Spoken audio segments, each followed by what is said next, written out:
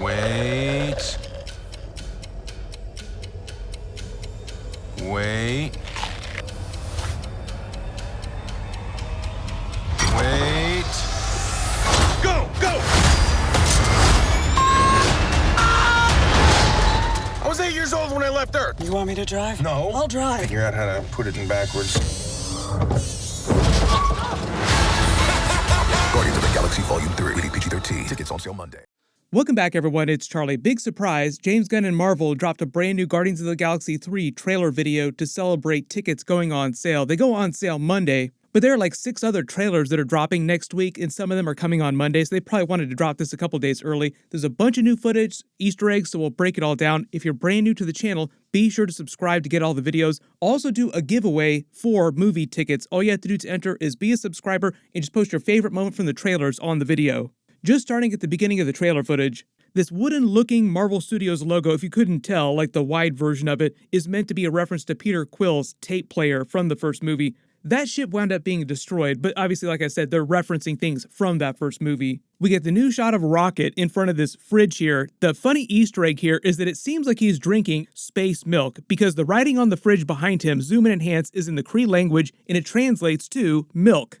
Because the main villain of Guardians of the Galaxy 3 is the High Evolutionary, this is also meant to be a bit of a deep-cut Easter egg for Bova, one of the High Evolutionary's creations, who was a huge part of Scarlet Witch and Quicksilver's origin story. Also, the whole idea, you get milk from cows, we're in space, so they're space cows. One of the space cows in the Marvel Universe is Bova. But originally, his main base was on planet Earth, which is how he runs into Quicksilver and Scarlet Witch when they were children.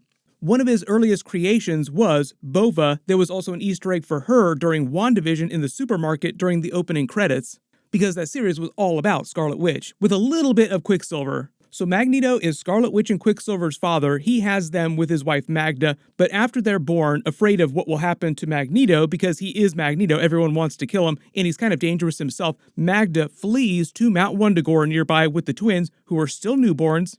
The High Evolutionary's base used to be on Mount Wundagore. There was an Easter egg for Mount Wundagore during Doctor Strange Multiverse of Madness. That was the place where Chthon built the Darkhold Temple in the MCU. So Magda flees to Mount Wundagore to visit the High Evolutionary, asks for sanctuary for the twins, which he denies. Bova then gives them to the Maximoffs, which is why Quicksilver and Scarlet Witch have the last name Maximoff. They're Wanda and Pietro Maximoff. They don't carry the Lensher name for their real father. There's a scene of Peter Quill flying with a couple other ships. It seems like he's working either with other Guardians and other smaller ships, or they have some larger operation. This might be when they're getting ready to face the High Evolutionary or getting ready to escape. The way they cut the trailers is a little misleading. The way they cut the footage, it makes it seem like they're escaping this giant space celestial anus. But they play the joke about waiting, and then boom, into action, the big call to action throughout the entire trailer. You see the younger version of Gamora inside the cockpit of the Milano getting ready to pilot this part of the ship. When they spring into action and she actually starts piloting the ship, it seems like these giant arms around her activate the ship kind of like you would activate a mech. Like she's operating the ship with these arms instead of a traditional console like you would the normal ships that they've flown in the past. Also love the joke here with Drax, with the way they're cutting the anticipation, just building into action later in the trailer. But when they flash to Drax's character, he's eating snacks. I think that's meant to be a joke callback to him eating snacks, pretending to be invisible in Infinity War. I've mastered the ability of standing so incredibly still that I've become invisible to the eye. Watch. You're eating a Zarg nut. But my movement was so slow that it's imperceptible. You see Rocket putting on their new Guardians of the Galaxy uniforms. These are obviously based on the Annihilation versions of the uniforms, which they wore in the storyline, where this version of the team that you've seen in all the Guardians movies assembled for the first time. The funny coincidence about that team, too, in that storyline, is that during that, Adam Warlock was a big part of it, like he is during the third movie here, and he winds up working with them, joining the Guardians briefly. A lot of theories about him eventually joining the future version of the Guardians after they cycle the roster because of the teaser of so many characters dying during this movie. Not all the Guardians are supposed to die, but this is meant to be the last ride, quote-unquote, for this particular team. So at least one of them will probably die, and then a couple others might just go away. But there will be more Guardians teams in future movies if there aren't more direct Guardians movies themselves, like Guardians 4. I'll talk about those potential different Guardians rosters later in the video. You see the new Chad version of Groot getting ready to pilot this smaller ship nearby them. Really cool scene of Groot hulking out with Star-Lord going crazy at the High Evolutionary's base. I don't know if he's going to get any bigger, like any taller, so to speak. James Gunn explained he's meant to be kind of like the son of the original Groot. So like the original Groot isn't coming back. This isn't meant to be like him being reborn into a new body. This Groot is meant to have a completely different personality from the Groot in the first Guardians movie. Also kind of seems like he's addicted to video games. Really love the classic Game Boy Easter egg in the holiday special too. They spring into action, their ship leaves the High Evolutionary station here. I've made all kinds of theories about what this actually is because it looks like the remains of a giant space creature. Like there's this giant scene that looks like a giant celestial-size space anus. That's part of the joke of the Guardians of the Galaxy movies. Like you have a Celestial's head of nowhere, which they actually own now. They bought that from the collector during the Guardians of the Galaxy Christmas special. We had a celestial head, there's a dead celestial sticking out of the Indian Ocean on Earth currently, now we have a giant celestial asshole.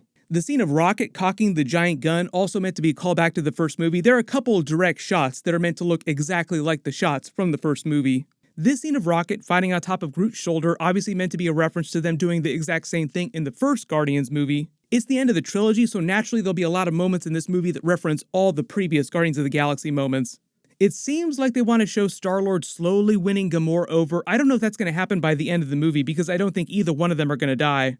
The new fuzzy character beneath them that they're protecting is just named Blurp. He's meant to be like Rocket, like one of the other High Evolutionaries' experiments. We get to see the High Evolutionary use his powers in present day. It seems like we'll see a couple time jumps because we know we're going to flash back to see Rocket's origin story. And part of the whole deal with the High Evolutionary is that he continually tries to upgrade himself, modifying himself, like he's modifying these other human-animal hybrids. We get a bunch of new Adam Warlock footage. We see him flying across a bunch of debris. He has a bunch of comic book powers. I don't know how many of his comic book powers they're going to give the movie version of the character. He is meant to be one of the most powerful Marvel characters, though. James Gunn also confirmed a lot of my theories in that they're playing the character in this movie a little bit the way they played Vision in Avengers Age of Ultron, Born Yesterday, like all those kinds of jokes. Like he's basically a baby who was just born, so he doesn't really understand people that much. And a lot of his arc in the movie is meant to flow with the themes of his original comic book origin story, where he was originally created to be a weapon and then slowly learns over time to figure things out on his own and kind of balances out. Usually when people think of the character, they think of him as being a good character, but he's gone both ways, and there's the whole Magus personality. I'm not expecting them to do a whole lot of Magus stuff in the Marvel movies, at least right now, but they could always do that in the future.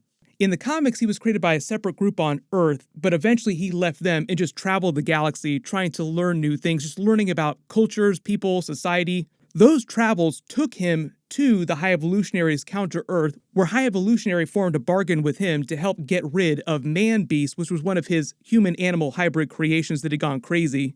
And as part of that, High Evolutionary upgraded him with the Soul Gem. Also, when Adam Warlock went to Counter-Earth to try and deal with Man-Beast, the people that were living there that he was trying to save gave him the name Adam. Groot versus Adam Warlock. This is a reunion scene between Rocket and Lila, who was his girlfriend in the comic. She's meant to be another one of the High Evolutionary's experiments, just like him. Then they have that funny scene of Peter Quill on Counter-Earth. Remember, this is meant to be Counter-Earth. That's why they're all the human-animal hybrids around them, so it looks like this freakish 80s-looking version of Earth that the High Evolutionary is just experimenting with. And they have the whole joke about how he doesn't know how to drive a car. Like, he's a great spaceship pilot, but he never learned to drive a car because he left Earth when he was 8 years old. And they just play the moment for comedy with Nebula getting really pissed off at him. Like, do you want me to drive? Peter Quill, confirmed, terrible driver. I love the attention to detail here too, like you see the beads on the car seats. That's how much detail the High Evolutionary is going into in his experiment here. You also look at some of these details in the costumes that the characters are wearing too, like they're wearing very human-looking, very American 80s types of clothes, like the girl's backpack, her dress. You zoom in and enhance on the street sign here too, there's a couple aliens on the sign. Just in terms of the new team members, like who's going to be on the new roster after this movie, we already know Kraglin probably going to survive and become a main team member, but he's already kind of on the team, like he's been on the team for a while.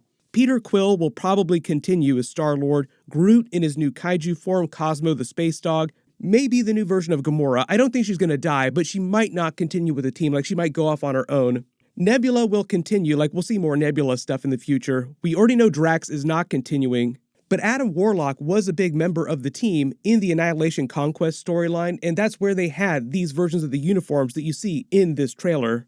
So early theory, he winds up joining the team. Nova was a member of the team in the comics, and they have been talking about introducing the character in the MCU. There was a deleted scene in Avengers Infinity War that introduced the character. I've already done a bunch of videos about that. Right now, they're talking about doing him in either a special presentation or a Disney Plus series, not a movie, so we'll see where they wind up introducing the character.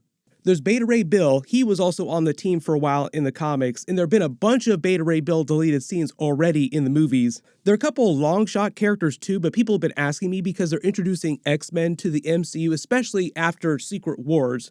So like Kitty Pryde was a big part of the team in the comics. She even got married to Star-Lord for a little while, but I'm not expecting her to join the team. Captain Marvel could wind up joining the team, but they want to use the character in so many other different Skrull-based stories, Nick Fury stuff. I'm not expecting her to join the team either.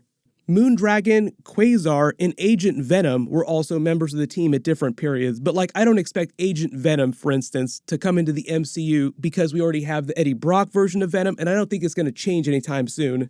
If you spotted any other Easter eggs or references during the trailer that I didn't talk about in the video, just write them below in the comments. There'll be a couple more trailers dropping in the next couple of days. There's supposed to be a new Spider-Man Across the Spider-Verse trailer, another new Secret Invasion trailer, and a Blue Beetle trailer on the DC side of things. Of course, I'll do videos for everything. Everyone click here for that other brand new Guardians of the Galaxy 3 trailer, and click here for that new Secret Invasion trailer video. Thank you so much for watching. Everyone stay safe, and I'll see you guys in the next one.